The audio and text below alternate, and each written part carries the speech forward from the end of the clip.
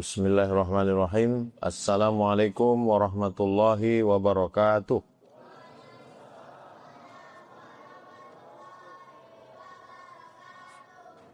Alhamdulillah. Allahumma salli ala Sayyidina Muhammad wa ala ali Sayyidina Muhammad.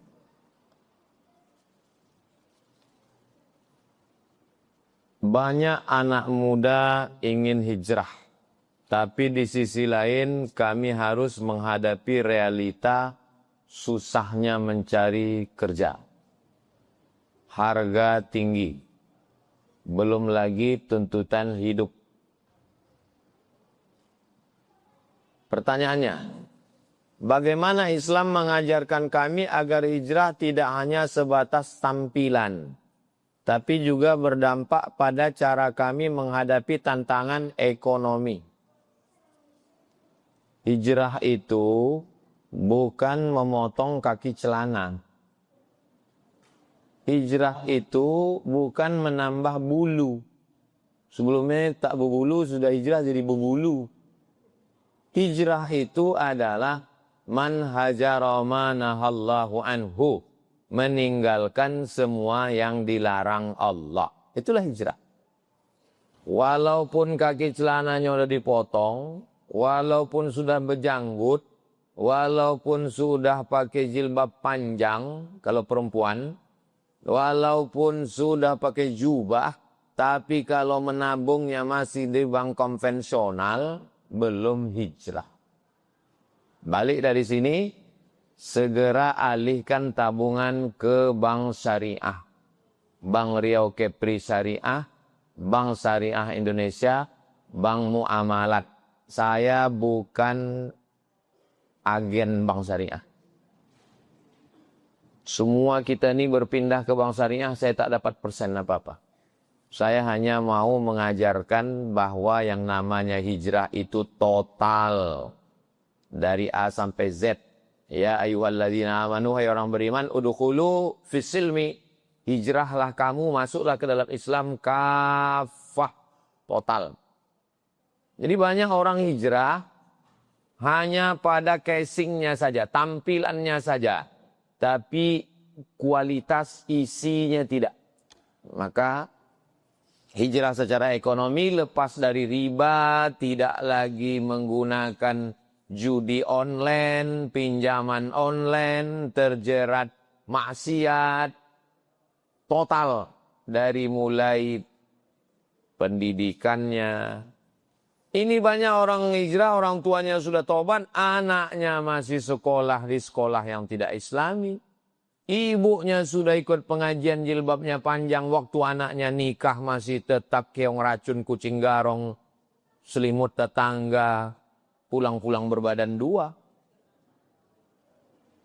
Ibunya jilbabnya panjang pergi ke mall, anaknya pakai rok pendek. Apa ini namanya?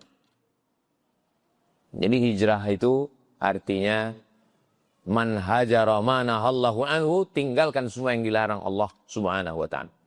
Kami anak muda mau hijrah, tapi kami susah cari kerja. Loh, apa hubungannya sama hijrah? Namanya hijrah itu ya meninggalkan pekerjaan yang haram. Harga tinggi. Belum lagi tuntutan hidup, Pak Ustadz. Dimanapun kita tinggal, di zaman kapanpun kita hidup, pilihan kita cuma ada dua, halal, haram. Rupanya kalau kita hidup di zaman Nabi, pilihannya cuma halal aja. Enggak. Di zaman Nabi juga pilihannya dua, halal, haram. Saya kalau hidup zaman Nabi, saya mungkin baik, Pak Ustadz. Belum tentu. Kalau hidup zaman Nabi, bisa ikut Abu Lahab. Zaman Nabi Musa, pilihannya dua. Ikut Nabi Musa atau ikut Fir'aun. Zaman Nabi Ibrahim, pilihannya dua. Ikut Nabi Ibrahim atau ikut Namrus. Zaman Nabi Isa, pilihannya dua. Ikut Nabi Isa bersama Hawariyin atau ikut Yahudi yang menentang dakwah Nabi. Zaman Nabi Muhammad, pilihannya dua. Ikut Nabi Muhammad SAW atau ikut Abu Jahal, Abu Lahab, kafir musyrik, Yahudi, Nasrani. Zaman sekarang pun begitu juga. Jadi jangan salahkan zaman, jangan salahkan waktu. Kenapa saya hidup di Pekanbaru? Kenapa saya hidup tahun 2025? Kenapa saya bukan orang Arab? Kenapa saya tidak hidup zaman dulu? Orang yang menyalah-nyalahkan waktu ini, memang nggak cocok dia hidup, mati aja cocoknya. Bagaimana cara menyikapi orang yang zalim kepada kita? Dengan rasa ikhlas dan sabar. Saya kalau saya dizolimi orang, dicoret-coretnya foto saya, diedit-editnya muka saya, diuploadnya di FB. Lalu kemudian saya berdoa kepada Allah. Ya Allah, sabarkanlah aku. Bodoh kali. Saya diajak orang, saya nggak berdoa minta sabar. Saya pergi ke Polda. Saya lapor dia. Pak polisi, saya diajak orang. Mana buktinya? Nih di FB. Orang mana dia? Orang Riau. Ini FB. Kalau gitu Ustaz kami BAP. Silakan BAP. Di BAP saya. Nanti Ustaz jadwal ceramahnya terganggu karena nanti dipanggil ke kejaksaan. Enggak apa-apa, saya kosongkan. Panggil saya 2 kali saya ke kejaksaan. 2 kali dia tak datang, mencret dia. Ini kalau yang begini-begini ini salah nanya sama saya. Ini cari sama ustadz yang melo. Maafkan aja, serahkan pada Allah. Saya kalau dizalimi orang, saya balas. Hah? Jangan mau dizolimi orang, lawan. Jangan mau dibully, lawan. Saya, mahasiswa saya, anak saya, ponakan saya, tidak saya ajarkan mengadu sama Allah, lawan. Kau di pondok gimana? Pulang libur dia dari Bogor, gimana di pondok? Alhamdulillah, ada kawan mengejek-ngejek, ada kawan membuli. Enggak ada. Kalau ada, lawan. Kalau lebih tinggi dia, ini ke lehernya. Ha.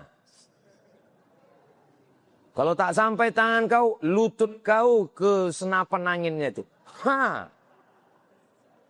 Jangan nih biar anak kita balik dari sekolah mengadu. Ma, aku tadi diajak kawan. Maafkan dia. Serahkan pada Allah. Matilah anak kita digitukan. Nyala. Datang perempuan ke Rimbo Panjang. Ustaz, suamiku tak mengasih belanja. Aku dianiayanya. Ada ayah kau. Ada Pak Ustaz. Ada abang kau. Ada Pak Ustaz. Bawa dia ke sini biar kuajar mereka.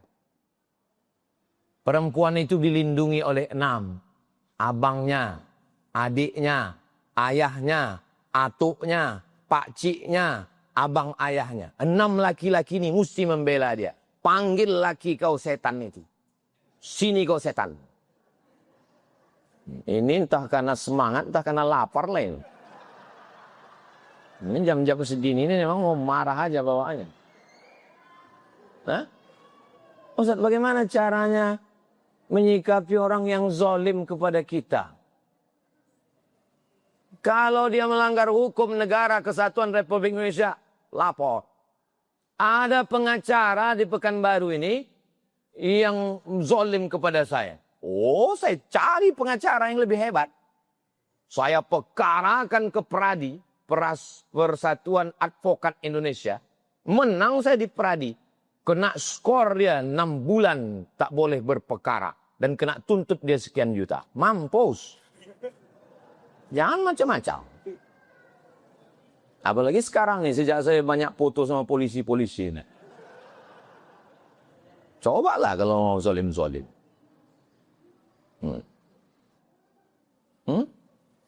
Tapi kalau kita tak tahu mau ngadu kemana. Kita disantet orang. Disihir orang. Banyak sholat, banyak zikir, banyak doa. Setelah itu serahkan pada Allah. Ya Allah, orang yang menzalimi aku, menganiaya aku, maka ku serahkan dia kepada engkau. Begitu. Jangan ajari pula Allah. Ini banyak orang ini diajarinya pula Allah. Strukkan dia ya Allah. Kenapa pula kau gurui Allah? Caranya, kuserahkan dia kepada engkau ya Allah. Azab yang ditimpakan Allah kepada dia lebih parah daripada yang kita pikirkan. Saya coba doa saya ini. Ya Allah, orang yang menzalimi aku, menganiaya aku, dia hamba engkau, nyawanya di dalam genggaman kudrat iradat engkau, kuserahkan dia pada engkau ya Allah. Hidupnya menyakitkan, lebih sakit daripada yang kita pikirkan. Jelas, kalau bisa dibawa ke Polda, poldakan. Kalau bisa dibawa ke pengacara, adukan ke hukum. Tapi kalau tak bisa, baru serahkan pada Allah. Sikit-sikit pada Allah, sikit-sikit pada Allah. Mandiri sikit. Bagaimana pandangan Ustadz tentang apologet yang setiap hari berdebat agama di medsos, yang kadang merendahkan agama orang lain, dan efeknya agama kita juga direndahkan? Ud'u ila sabili rabbika bil hikmah. Mengajak orang ke jalan Allah ini yang pertama dengan hikmah.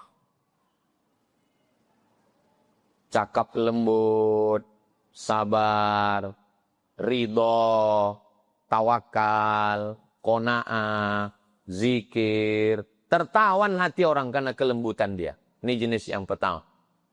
Yang kedua, wal mau'izatil hasanah. Suri tauladan yang baik.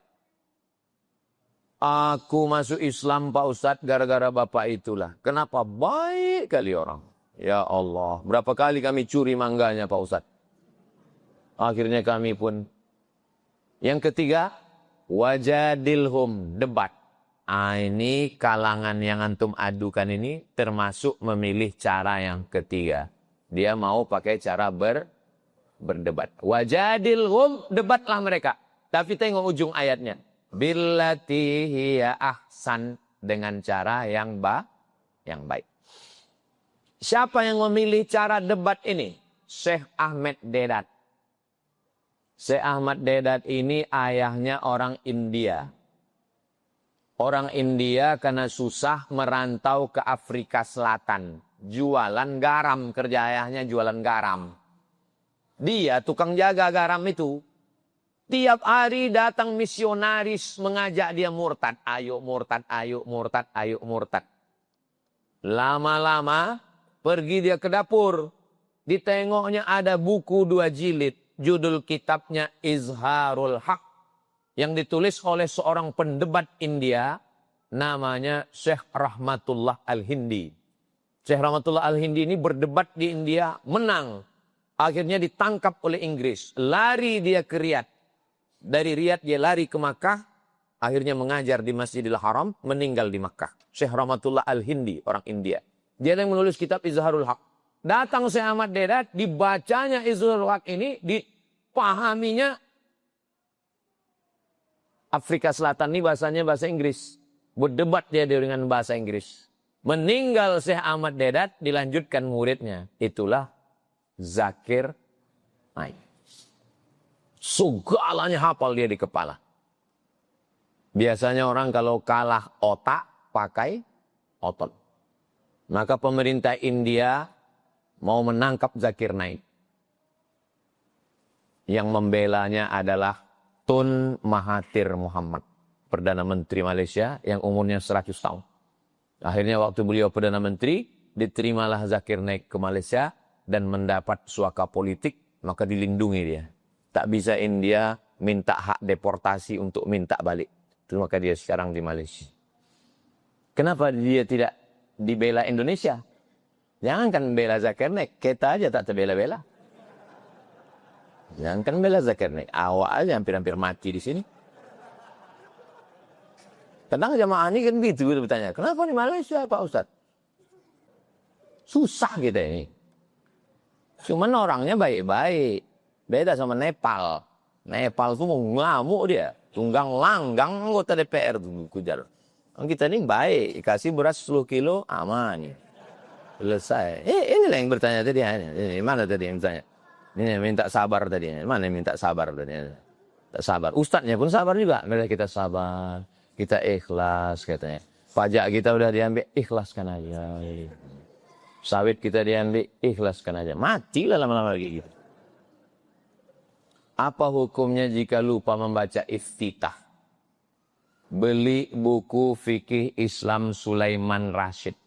Harganya 40.000. Kalau naik saya tak tanggung jawab. Coba tulis di Google. Fikih Islam Sulaiman Rashid. Cari nanti pulang dari sini bukunya ya. Mazhabnya Syafi'i, alumni Al-Azhar. Tamat Al-Azhar Mesir tahun 1935. 10 tahun sebelum Indonesia merdeka dia udah tamat Azhar. Ini fikih Islam berbahasa Indonesia yang lengkap. Untuk membedakan supaya tahu mana rukun, mana syarat, mana wajib, mana sunat. Jangan sampai tak tahu mana rukun, mana syarat, mana wajib, mana sunat. Ini sampul bukunya. Nampak? Saya bukan agen buku. 35.000 rupanya harganya. Sangka orang ini, aku udah ngambil 5.000. Dah? Di situ nanti dijelaskan apakah Allahu Akbar kabira, Allahumma ba'id baini wa baina khataaya itu masuk rukun, masuk syarat, masuk wajib. Dia bukan rukun, dia bukan syarat, dia bukan wajib. Allahu Akbar kabira, Allahumma ba'id itu adalah sunnah. Jadi siapa yang baca iftitah bagus, yang tak baca iftitah terlalu. Masa iftitah pun tak dibaca. Saya sholat tetap pakai baca iftitah. Allahu Akbar.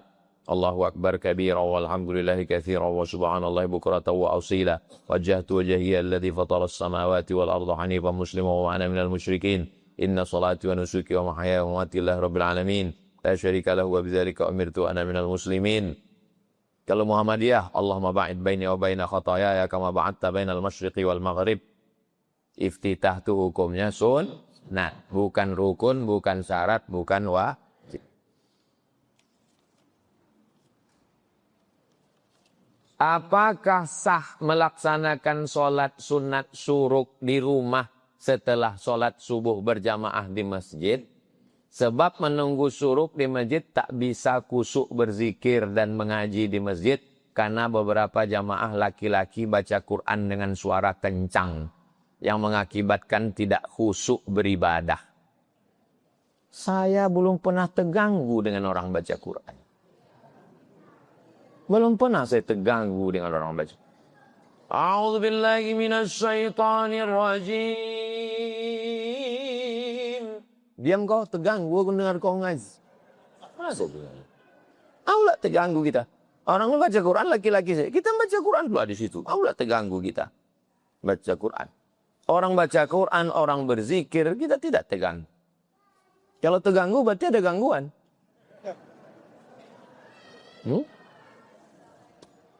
Oke.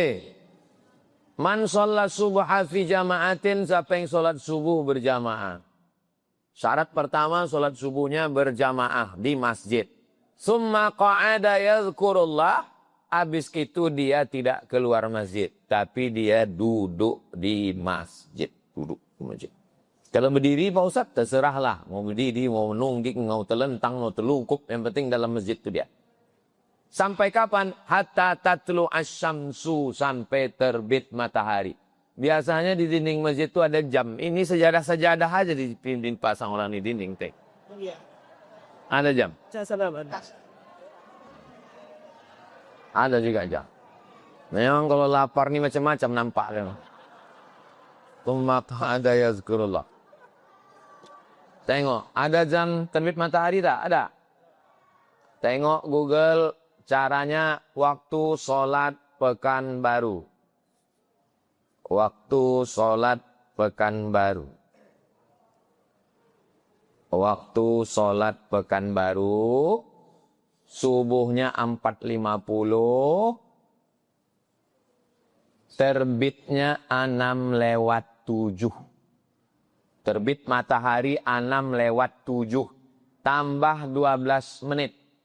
Karena waktu terbit matahari. Ini terbit matahari. Ini bumi. Ini bumi. Nah, terbit matahari. Matahari itu kan bulat begini ya, bulat. Waktu terbit matahari, datang setan menghampiri matahari. Bertanduk setan itu, tanduknya dua. Maka disebut dengan waktu kornai syaitan, dua tanduk setan. Waktu terbit matahari begini, datang setan. Kata setan. Makanya kalau ada kawan asal jumpa, halo, iya setan, bilang. Ya. Sampai berapa lama? Qaida ramhin, setinggi tombak. Ramhin itu tombak. Tombak dicacakkan gini ya. Sampai setinggi tombak. Setelah diukur menurut ilmu astronomi 12 menit. Setinggi tombak 12 menit. Maka kalau sekarang terbit matahari di Pekanbaru jam 6 lewat 7. Tambah 12. Berarti jam 6, 19. Bulatkan aja lah 20. Jam 6.20 sudah bisa sholat sunat isyraq. Syaratnya, sholat subuh berjamaah di masjid. Duduk berzikir, jangan keluar masjid. Sampai terbit matahari. Kalau cukup syarat 3 namanya sholat isyraq. Kalau tidak cukup 3 syarat namanya duha. Sholat subuh di masjid. Duduk berzikir sampai terbit matahari. Lewatkan 12 menit. Namanya sholat isyraq. Sholat subuhnya di rumah. Habis itu baru dia ke masjid. Duha. Sholat subuhnya di masjid. Habis itu balik dia ke rumah. Duha namanya. Jelas? Kalau tak jelas saya ulang sekali lagi. Apakah sendawa dalam sholat membatalkan sholat? Tidak. Batuk. Itu bersin ya. Bersin tidak membatalkan sholat. Sendawa. Tidak membatalkan sholat. Sendawa itu kan angin Pak Ustadz. Iya angin. Kenapa angin itu kalau dari bawah batal? Kenapa dari atas tak batal? Kau meludah itu air kan? Iya. Wih. Kenapa kalau dari bawah najis? Kenapa atas tak najis? Kalau ada orang bertanya gitu jangan jawab. Balikkan lagi. Tak bisa dia jawab. Sama lah aku sama kau bilang. Ma kharaja anis sabilaini. Sesuatu yang keluar dari 2 jalan maka dia najis. Kubul dan dubur. Yang di depan namanya kubul. Yang di belakang namanya dubur. Keluar sesuatu dari situ itu najis. Apa sesuatu? Air. Kencing. Angin keluar. Najis. Cebong keluar dari situ. Apa kau makan? Kata. Najis juga. Amalan jariah yang diterima almarhum almarhumah adalah salah satunya doa dari anak soleh. Definisi anak soleh itu seperti apa Pak Ustadz? 3. Pertama, akidahnya benar. Ada anak baik, betul. Di mana masjid? Di sana Pak. Pernah dia ke masjid? Tidak. Yang pertama adalah akidah. Asyhadu an la ilaha illallah. Asyhadu anna Muhammadan Rasulullah. Akidah. Yang kedua, ibadah. Betul akidahnya. Tapi ibadah tidak. Tak sembahyang. Tidak soleh. Solat, puasa, zakat, haji bagi yang mampu. Pertama akidah. Pokok pangkal yang pertama akidah, akidah, akidah. Mudah-mudahan anak kita semuanya selamat akidah. Makanya doa selamat itu pertama selamat akidah. Allahumma inna nas'aluka salamatan akidah. Yang kedua ibadah. Yang ketiga akhlak. Sopan santun, tata krama, tepos liro, budi bahasa. Apalagi Riau ini Melayu. Orang Melayu ini terkenal dengan sopan santun, adat istiadat. Sopan santun gitu ya. Orang Melayu. Saya kan masjid ini segan saya. Kok di luar saya nyanyikan sampai selesai. Jadi anak-anak kita ini kita jaga 3. Masjid ini sudah cantik, bagus. Orang di luar sana masjid kekurangan sajadah. Di sini berlebih-lebih sajadah. Sampai bergantung 3 sajadah. Orang di luar sana mengaji tak nampak ustadznya di luar karena tak muat. Di sini, wah kayak akuarium di atas. Hai Besti. Lampu cantik, kaligrafi mantap, tak ada kurangnya. Pakai AC pula. Khawatir saya banyak yang numpang tidur siang di sini. Jadi tolong masjid ini paling tidak ada 3 pengajian. Pertama pengajian akidah sifat 20. Wujud qidam baqa mukhalafatu lil hawadisi qiyamuhu binafsihi wahdaniyah qudrat iradat. Kitabnya Aqidatul Awam, syarahnya Jala'ul Afham. Ustadznya minta nanti ke Ustadz Al-Nob biar dikirimkan dari Yayasan Tabung Wakaf Uman. Pertama ngajinya akidah, yang kedua ibadah fikih mazhab Syafi'i karena kita pakai mazhab Syafi'i. Yang kedua akhlak, Aqidatul Awam, fikihnya nanti pakai Matan Takrib, syarahnya Fathul Qarib, fikih mazhab Syafi'i. Yang ketiga nanti akhlaknya pakai Ihya Ulumuddin, pakai ringkasannya Mau'izatul Mu'minin karya Imam Abi Hamid Al-Ghazali. Sepekan paling tidak. Tak bisa Pak Ustaz kalau seminggu, sebulan sekali. Ini di masjid ini malam apa ada pengajian? Jumat malam Sabtu. Jumat malam Sabtu berarti sebulan 4 kali. Pekan pertama akidah, pekan kedua fikih, pekan ketiga akhlak, pekan keempat tahsin baca kitab. Jangan lagi mengaji umum. Mengaji umum itu ini. Pakai kitab mengaji. Biar jelas. Nanti hatam kitab ini buka kitab lain. Supaya orang tahu. Semuanya beli kitab. Duduk. Ustadz membacakan. Duduk. Bawa pena. Betul-betul mengaji. Cukuplah itu dah pengajian. Tabligh akbar sebulan sekali cukup. Maulid Nabi Isra Mi'raj tabligh akbar. Tapi kalau pengajian di masjid ngaji. Baca kitab. Saya di rumah 3 kitab ngaji. Subuh Selasa, subuh Kamis, tafsir Jalalain. Sore Jumat, At-Targhib wa Tarhib. Subuh Rabu, Riyadhus Shalihin. Kami tak bisa ikut Pak Ustadz, online, streaming. Surganya offline, insya Allah. Itulah kaji kita pada siang hari ini. Tadi saya kasih tahu Ustadz hanya sampai jam 1.30. Ini sudah lewat 12 menit. Ini sudah melanggar kode etik. Tapi karena masjidnya pakai AC nggak terasa waktu berjalan. Sound systemnya bagus.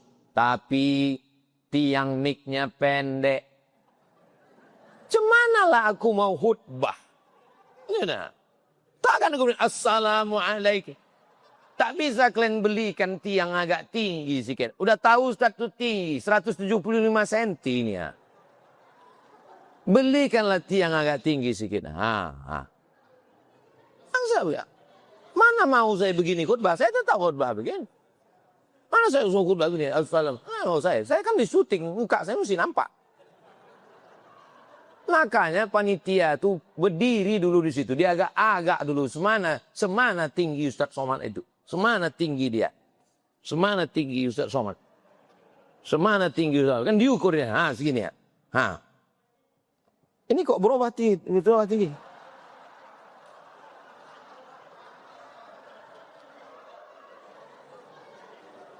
Salah begini. Akan datang perhatikan baik-baik. Masjid ini tak ada kurangnya. Tapi kalau mau dicari-cari, itulah cuma kurang. Al-Haziniyah Al-Fatihah. A'udzubillahi minasyaitonirrajim. Bismillahirrahmanirrahim. Alhamdulillahirabbil alamin. Arrahmanirrahim. Maliki yaumiddin. Iyyaka na'budu wa iyyaka nasta'in. Shiratal mustaqim. Shiratal ladzina an'amta 'alaihim ghairil maghdubi 'alaihim waladdallin. Amin. Allahumma inna nas'aluka salamatan fid din. Selamatkan kami dalam agama Islam ini, dalam akidah ahli sunnah wal jamaah. Wa afiatan fil jasad. Sehatkan badan kami supaya kami bisa beribadah. Wa ziyadatan fil ilmi, tambahkan ilmu kami supaya benar amal kami. Wa barakatan fil rizki, berkahi rezeki kami supaya kami bisa berwakaf, berinfak dan bersedekah. Wa taubatan qablal maut, berikan kami taubat sebelum mati. Wa rahmatan indal maut, berikan kami rahmat ketika mati. Wa maghfiratan ba'dal maut, berikan kami ampunan sesudah mati. Allahumma hawwin alaina fi sakaratil maut, ringankan kami waktu sakaratul maut. wan najata minan nar, selamatkan kami dari api neraka, wal afwa indal hisab, maafkan kami nanti ketika segala amal kami dihisab. Rabbana fil lana dzunubana, ampunkan dosa kami, wali abaina, ayah kami, wali ummahatina, emak kami, wali ajdadina, datuk nenek moyang kami, wali masyaikhina, guru-guru kami, wali man hadarana, semua yang hadir ini ampunkan dosa-dosanya ya Allah. Allahumma ausi' arzaqana, lapangkan rezeki kami, bil khusus anak-anak muda kami supaya mereka bisa hijrah dengan sebenar-benar hijrah. Allahumma khtim lana bi husnil khatimah, tutup umur kami dengan husnul khatimah. Kama jama'atana fi hadzal makanil mubarak fajma'na ma'al habibil mustafa, sebagaimana engkau kumpulkan kami di hari mulia, hari Jumat di tempat mulia, kumpulkan kami nanti di surga bersama Nabi Muhammad sallallahu alaihi wasallam.